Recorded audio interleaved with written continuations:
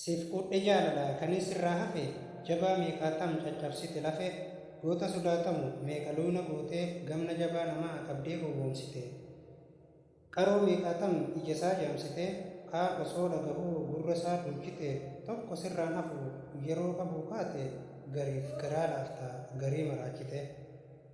Bahaa fi dhihatti kaabaa fi kibbatti ardii mara keessaa hanga sokonditti meeqa biyyaa bahe kan sirraa tuqame koonessumaaf jecha lubbuu wareegame. Halkan qaatiraan hirriiba dhoorkita guyyallee yaadaan oliif gadi oofta. Nama hojii qabu hojjetuu dhoorkitee deddeemaa goota mala wallaalchiftee. Osoo mana qabuu mana isaatii baaftee mooraa namaa jalaa akka jooru goota.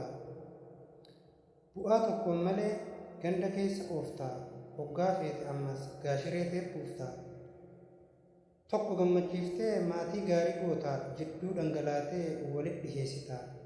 Tokko ni bochifta maatii waliin dhooyte addaanis ni baafta akka goote goote.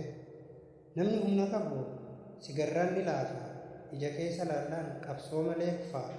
Fagoos yoo jiraatte yaamtu numa dhufaa mootii yoo ta'ellee maaltu sirraa hafaa. Rabbii koof galata kanin sirraa hafe jiraadhe as gahee kunoo hanga irraa.